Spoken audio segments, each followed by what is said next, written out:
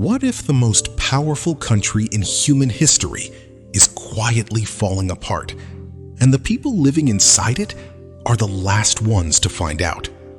Think about that for a second. You wake up, you scroll your phone, you grab your coffee. Everything looks normal.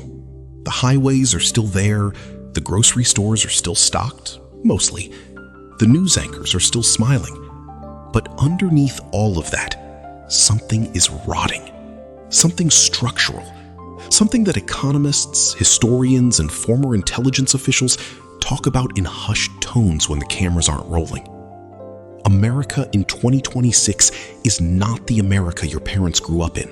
It's not even the America from 10 years ago. And the crazy part? Most Americans can feel it.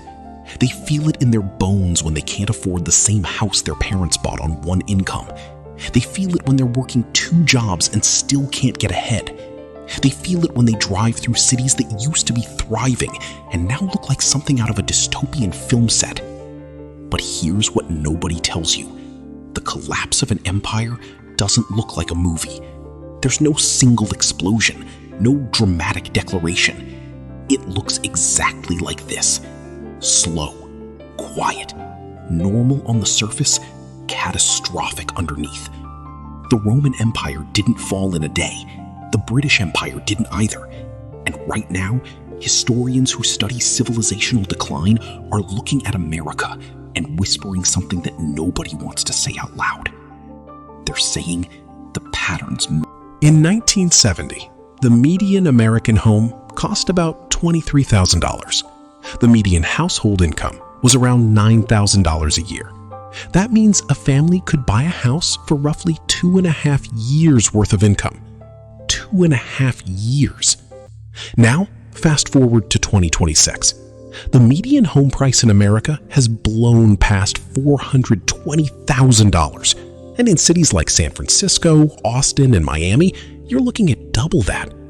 But wages? Wages didn't keep up. Not even close. Adjusted for inflation, the average American worker earns barely more today than they did in the 1970s. So that 2.5-year gap, it's now closer to 8 or 9 years of income just to afford a median home. And that's if you can even get approved for a mortgage with interest rates where they are. You want to know what that does to a society? It creates a generation of people who will never own what their parents owned. A whole generation. Your generation, maybe, that's been quietly told the dream isn't for you anymore. And they're not lazy. They're not irresponsible. They're working harder than any generation before them in a system that was quietly restructured to make sure the game stays rigged. Here's the part that'll make your jaw drop. While first-time homebuyers are getting crushed, institutional investors, we're talking hedge funds, private equity firms, billion-dollar corporations, have been buying up single-family homes by the thousands. In some suburbs of Atlanta, Phoenix, and Charlotte, investment firms own more than 30% of available homes. They're not living in them. They're renting them back to you at prices they set in neighborhoods your parents used to own.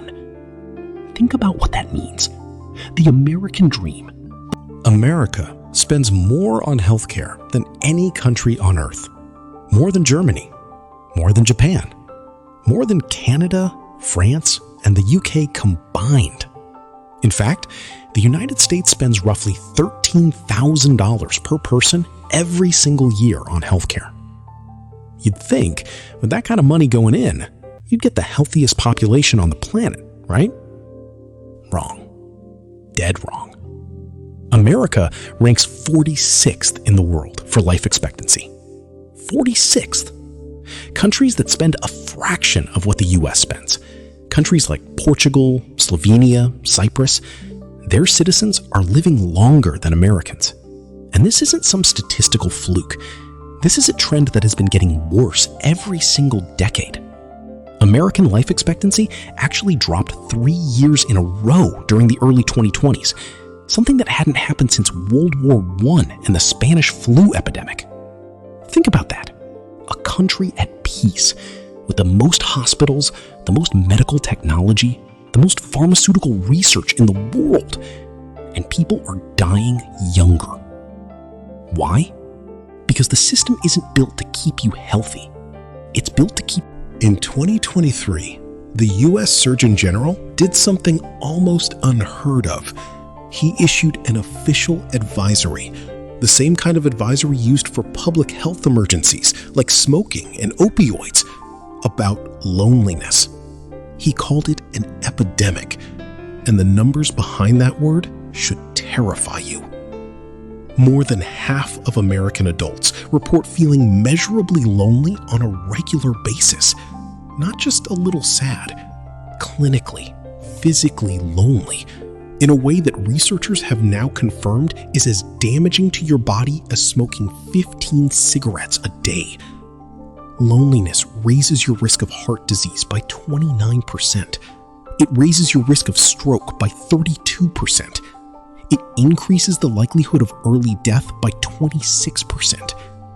In the land of 330 million people, in the most connected country in the history of civilization, people are dying of isolation. And you have to ask, how does this happen? How does the country that invented Facebook, Instagram, TikTok, every social platform ever built, how does it become the loneliest nation on Earth? The answer is as brutal as it is simple. We confused Here's a number that should stop you cold.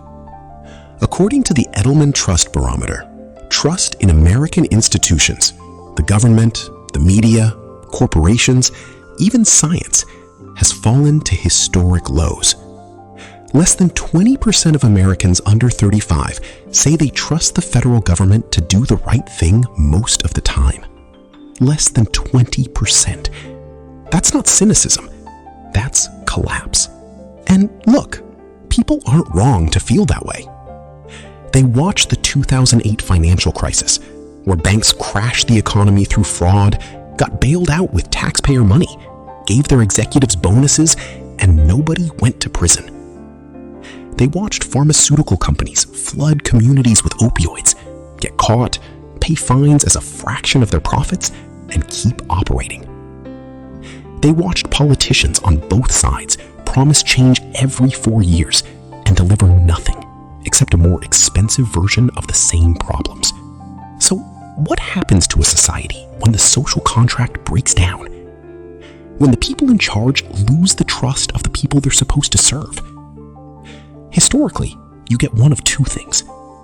Either a fundamental reform that redistributes power and restores faith, think FDR and the New Deal, or you get radicalization. People don't stay in the middle when they feel abandoned.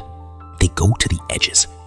They find someone who speaks their anger back to them, even if that someone's only real skill is pointing at the thing that hurt them, without actually fixing it.